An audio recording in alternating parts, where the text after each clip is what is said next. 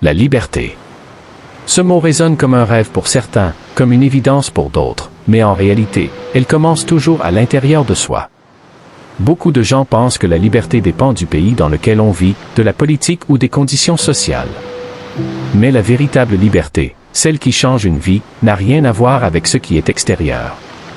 Elle prend racine dans ton esprit, dans ta capacité à décider de ton avenir, à choisir de ne pas subir les chaînes invisibles que le monde t'impose, la peur, le doute, la comparaison. Un jour, un jeune homme est venu voir un sage du village et lui a dit « Ma vie est un enfer. Je n'ai ni argent, ni opportunité, et tout autour de moi semble m'écraser. » Le sage a souri et lui a tendu une petite cage en bois. À l'intérieur, un oiseau attendait, silencieux. Le sage a ouvert la porte de la cage, mais l'oiseau n'a pas bougé. Le jeune a demandé « Pourquoi ne s'envole-t-il pas ?» Le sage répondit « Parce qu'il croit encore être prisonnier. » Voilà l'illusion que beaucoup d'entre nous vivent chaque jour. Nous avons des rêves, des capacités, mais nous restons enfermés par des croyances limitantes, par la peur du jugement, par cette petite voix qui répète « Ce n'est pas pour toi, tu n'y arriveras pas. » Et pourtant, l'histoire du monde regorge d'hommes et de femmes qui ont refusé d'écouter cette voix. Nelson Mandela, emprisonné 27 ans, est sorti libre dans son esprit bien avant d'être libre dans son corps. Rosa Parks a dit non à une société qui voulait la réduire au silence. Steve Jobs, rejeté de sa propre entreprise, est revenu plus fort pour révolutionner la technologie. Leur point commun ? Ils ont choisi de réveiller leur force intérieure avant même que le monde extérieur ne leur offre une place. Aujourd'hui, je t'invite à te poser cette question. Quelles sont les cages invisibles qui t'empêchent de t'élever? Parce que la liberté ne commence pas avec un passeport ni avec des barrières levées. Elle commence par une décision, celle de ne plus accepter de vivre à genoux, mais de marcher debout, avec courage et conviction. Merci de vous abonner à la chaîne et activer la cloche. Le pouvoir du choix. Ta vie n'est pas un hasard. La plupart des gens pensent que leur vie est le résultat du hasard, des circonstances, ou pire, de la chance. Mais laisse-moi te dire une vérité que beaucoup refusent d'entendre, ta vie est le reflet de tes choix. Chaque pas que tu fais, chaque décision que tu prends ou que tu refuses de prendre façonne ton futur. Un jour, un professeur a demandé à ses élèves de sortir une feuille blanche. Il dessina au centre un simple point noir et leur dit « Que voyez-vous » Tous répondirent la même chose, un point noir. Le professeur sourit et ajouta « Intéressant, personne n'a remarqué la grande feuille blanche qui entoure ce point. » Voilà la réalité de la vie, la plupart des gens ne voient que leurs limites, leurs échecs, leurs manques, alors qu'ils sont entourés d'opportunités immenses. La différence entre une personne libre et une personne prisonnière de ses pensées, c'est le choix de ce sur quoi elle concentre son regard. Tu peux rester focalisé sur ce point noir de ta vie, tes échecs, tes blessures, tes regrets, ou tu peux élargir ton regard et voir la feuille blanche, c'est-à-dire tes possibilités infinies. Regarde l'histoire de Thomas Edison. Il a échoué plus de 1000 fois avant d'inventer l'ampoule. Certains auraient vu 1000 points noirs et abandonné. Lui, il a choisi de voir 1000 façons d'apprendre, 1000 opportunités d'affiner son idée. Résultat, il a illuminé le monde. De notifier que ce n'est pas la fatalité qui te retient, c'est ton choix de croire ou non à ta capacité de changer. Le plus grand pouvoir que tu possèdes, c'est ta faculté de décider, décider de te lever plus tôt, décider d'apprendre au lieu de perdre du temps, décider d'agir malgré la peur. Aujourd'hui, je veux que tu te souviennes et on continue. Aujourd'hui, je veux que tu te souviennes de cette phrase, la liberté, c'est choisir de ne plus être spectateur, mais acteur de ta vie. Peu importe d'où tu viens, ce que tu as subi, ou les limites qu'on a voulu t'imposer. Ce qui compte, c'est ce que tu choisis à partir de maintenant. Alors, demande-toi, quel choix ai-je remis à demain alors que je pourrais les prendre aujourd'hui? Car ta vie ne changera pas par miracle. Elle changera quand tu décideras que le miracle, c'est toi. La peur, l'ennemi invisible de ta liberté. Tu peux avoir les plus grands rêves du monde, les meilleures idées, et même des talents exceptionnels, mais si tu laisses la peur dominer tes pas, tu resteras prisonnier. La peur est subtile, elle ne crie pas, elle murmure. Elle te dit, attends encore un peu, tu n'es pas prêt, et si tu échoues? Et beaucoup écoutent cette voix, croyant qu'elle les protège, alors qu'en réalité elle les enchaîne. Un jeune alpiniste avait décidé de gravir une montagne mythique.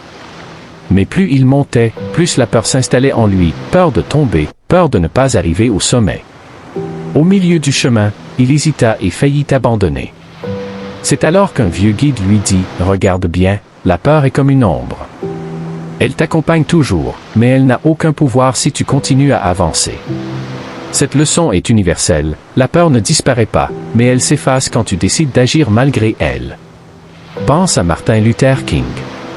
Quand il a prononcé son discours historique, I Have a Dream, il savait que ses paroles pouvaient lui coûter sa vie. Mais il a choisi de parler quand même.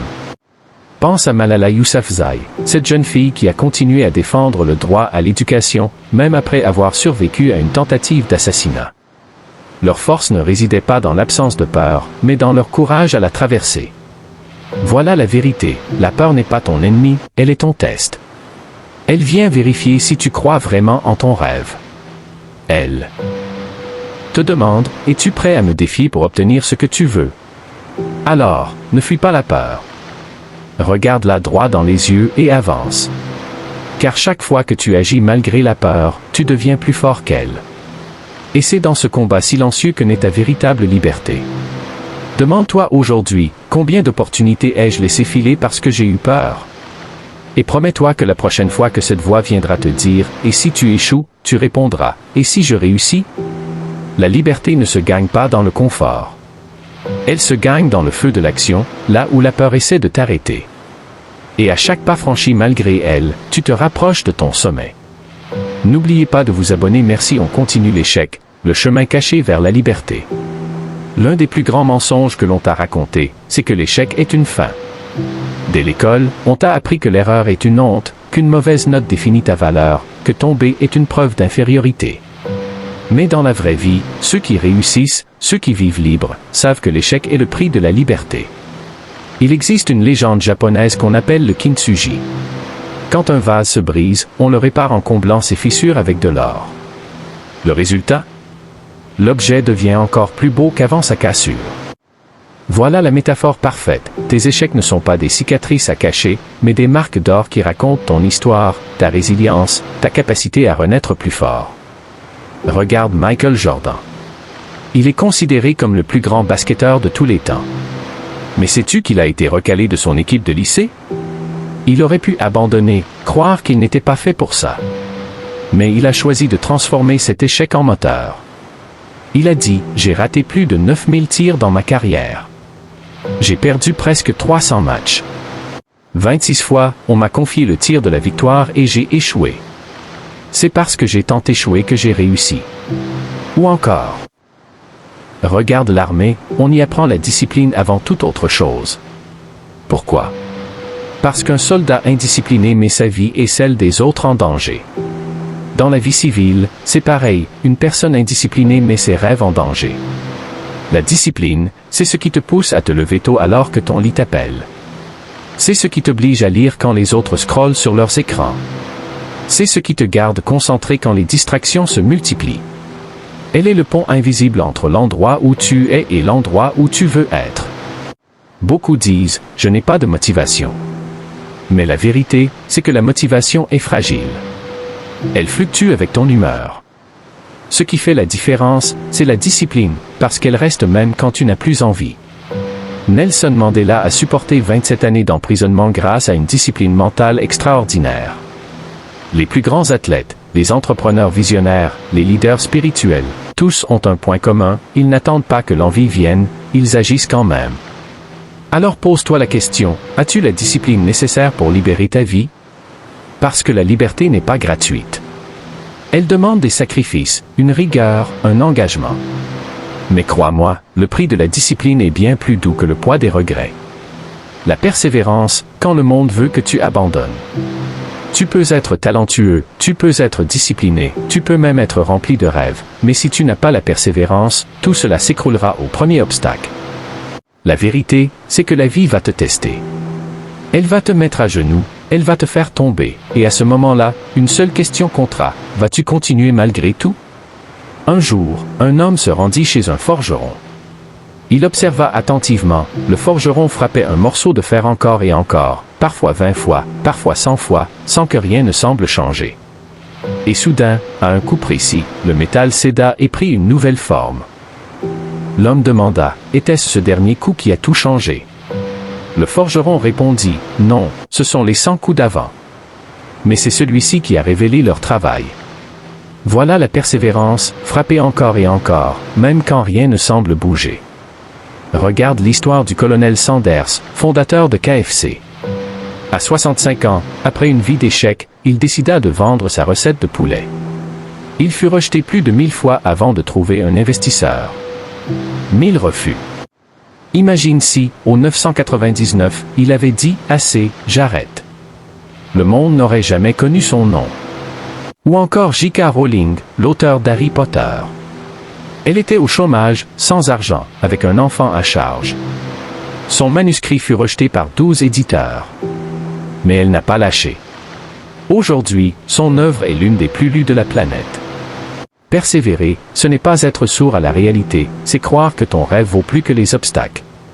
C'est savoir que chaque non, chaque échec, chaque chute, n'est qu'un pas de plus vers le « oui » qui changera tout. Alors Moussa, pose-toi cette question, combien de fois ai-je abandonné trop tôt?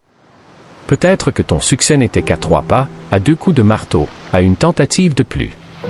La liberté intérieure ne se donne pas aux impatients. Elle appartient à ceux qui tiennent bon, qui refusent de céder, qui avancent même quand la route est sombre. Et rappelle-toi, la douleur est temporaire, mais la victoire est éternelle. L'environnement, tu deviens ce que tu fréquentes. Tu peux avoir un rêve immense, une discipline de fer et une persévérance solide, mais si tu t'entoures des mauvaises personnes, ton élan sera brisé. L'environnement est comme un sol, peu importe la qualité de la graine. Si tu la plantes dans une terre toxique, elle ne poussera jamais. La peur et l'acceptation. La mort inspire presque toujours la peur. L'inconnu, l'ombre, le silence éternel, autant d'images qui effraient l'esprit humain. Mais lorsqu'on s'en approche réellement, cette peur prend une autre forme, plus intime, plus révélatrice. Le vieil homme, les mains tremblantes mais le regard clair, dit calmement, « J'avais peur de disparaître, peur que plus rien de moi ne subsiste. Mais aujourd'hui, je comprends que je continue dans les souvenirs de ceux que j'ai aimés. » La mort n'efface pas, elle transforme. Une graine doit disparaître pour devenir un arbre. Ainsi est la vie. La femme, le visage marqué par les années mais adouci par un sourire paisible, confia, « J'ai longtemps résisté à l'idée de mourir. Je me suis battu, j'ai refusé d'y croire. Mais plus j'avance, plus je sens une paix étrange m'envahir. Ce n'est plus une lutte, mais une acceptation. Comme une rivière qui retourne à l'océan. La mort n'est pas une fin brutale, mais un retour. » Le jeune homme, les yeux brillants malgré la fatigue, ajouta, « Ma peur n'est pas de mourir, mais de laisser derrière moi des visages en larmes. Ceux que j'aime, ceux qui devront continuer sans moi. Mais je veux qu'ils sachent, je pars avec le cœur rempli d'amour. Et cet amour ne meurt pas.